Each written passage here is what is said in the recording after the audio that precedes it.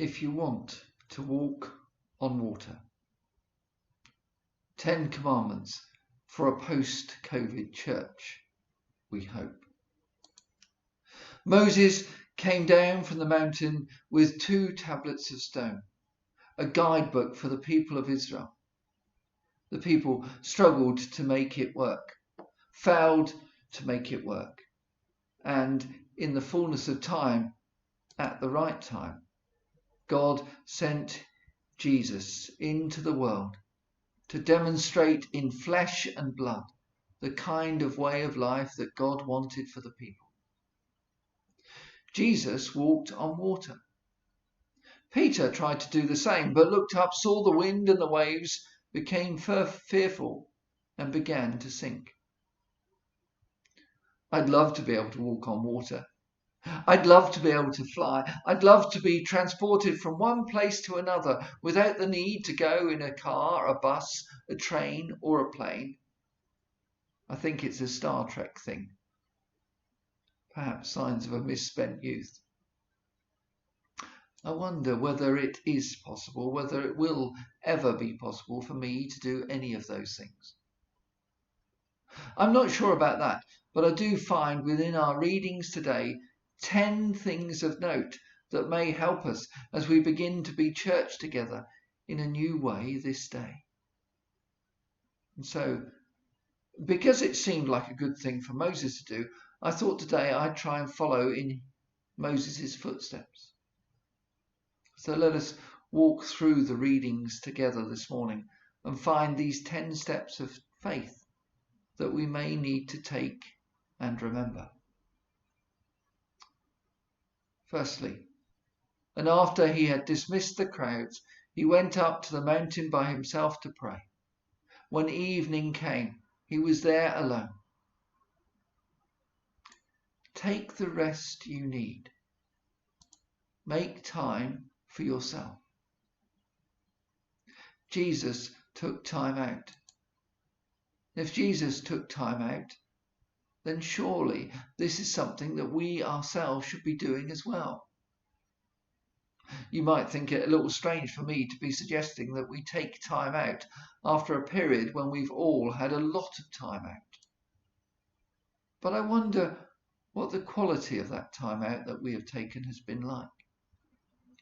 Have we been refreshed, revived, or have we found ourselves stressed out? Secondly, he went up the mountain by himself to pray. Pray. Jesus needed to pray.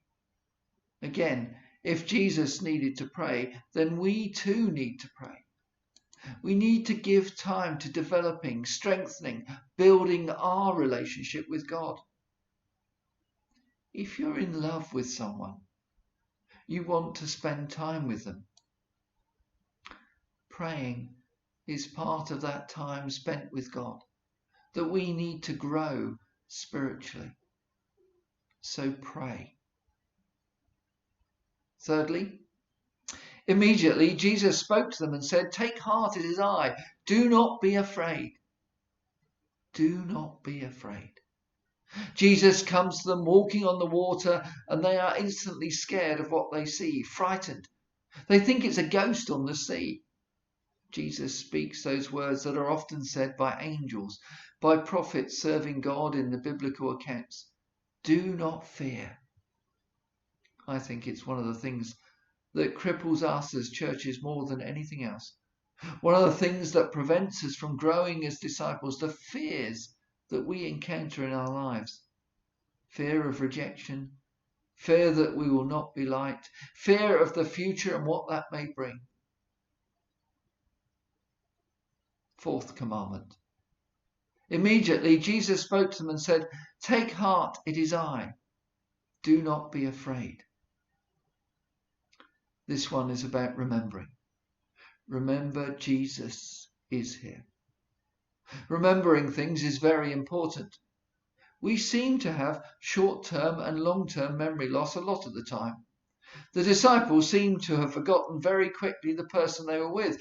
They just witnessed Jesus feeding 5,000 plus, and now they're scared. They miss the fact that Jesus is with them. Jesus is there with them. On another occasion, on the occasion of another storm on the lake, they also become fearful, and Jesus was just asleep in the boat, there with them. But that fact seemed lost on them, that Jesus was and is there. Remember, Jesus is here with us, and that makes all the difference. Fifth commandment. He said, "Come." So Peter got out of the boat, started walking on the water, and came towards Jesus. Get out of the boat. Leave your place of safety and take risks. Here, halfway through our 10 new commandments, we find a challenge. If we are to walk on water, we need to move. We need to get out of the boat and start walking. You can't walk on water if you don't move. Leave your place of safety and take risks. What does that say to us in our churches about how we should be moving forward? The sixth commandment. Jesus immediately reached out his hand and caught him. Remember, Jesus is here. It's no mistake that I've put this comment and commandment in twice. Jesus reaches out and catches Peter. Peter had forgotten that Jesus was there. And we forget in our planning, in our working, in our daily lives that Jesus is here with us. How can we? Remember that Jesus is with you. Almost near the end. Seventh commandment now from Romans. If you confess with your lips that Jesus is Lord and believe in your heart that God raised him from the dead, you will be saved. The seventh commandment is the simple one. Believe. A simple statement. God asks us to believe. Believe in your heart that what God said about Jesus is true. Believe that Jesus is Lord and King, ruler of all, creator, commander, servant and friend. Believe that God raised him from the dead. Because if God raised Jesus from the dead, then God is more than able to raise you and me from the dead. Believe. The eighth commandment. If you confess with your lips that Jesus is Lord and believe in your hearts that God raised him from the dead, you will be saved. Confess. Speak of what you believe. If we've come to believe, then we're called to share the good news, to tell others that Jesus is alive, that Jesus is alive in us. How do we speak those words to others? Sometimes we need to do it verbally. At other times it may be through the way we care, the actions of our lives, how we make a cup of tea for someone who really needs it. The ninth commandment. Again from Romans. Everyone who calls on the name of the Lord will be saved. Remember. It's another remember. Everyone who calls on the name of the Lord will be saved. Here we do have another remember. This time it's me reminding you, as the Apostle Paul did in the letter to the Romans, that everyone who calls on the name of the Lord will be saved. There are no exceptions, no exclusion clauses. If you believe that Jesus was raised from the dead, that God raised Jesus from the dead, if you confess, speak of Jesus as your Lord, then you will be saved. Finally, the 10th commandment. Again from Romans. How are they to call on one in whom they have not believed? And how are they to believe in one of whom they have never heard? And how are they to hear without someone to proclaim him? And how are they to proclaim him unless they are sent? As it is written, how beautiful are the feet of those who bring good news. Take the word out to the people who have not heard of Jesus. Tell the story. Answer the call. I'll repeat that. Take the word out to the people who have not heard of Jesus. Tell the story. Answer the call. Here, perhaps, in our new 10 Commandments for the church post-COVID, we find the biggest challenge. We still need people to tell the good news to others, to share the joy of Jesus' resurrection over death with others. We need to have people who will speak of their love for God, who will passionately declare the gospel. Are you one of those people? Do you have beautiful feet?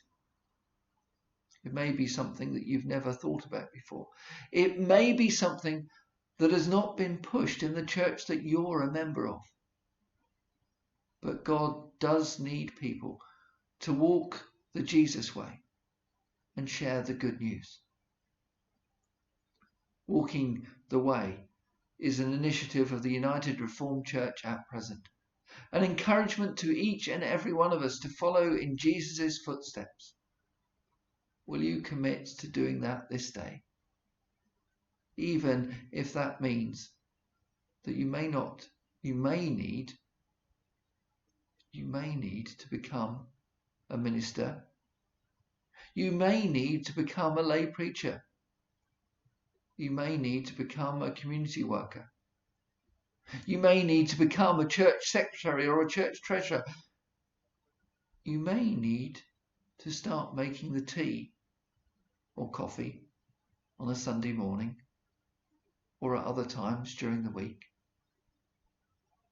Whatever it might mean for you, will you commit to doing that this day? To following in Jesus' footsteps? And yes, we do need ministers. We do need lay preachers. We do need community workers. And a question I want to ask each and every one of you this day is, how many people from your church have become ministers of the gospel over the years? Could you be one? Could you be another one? Let's walk the way of Jesus together.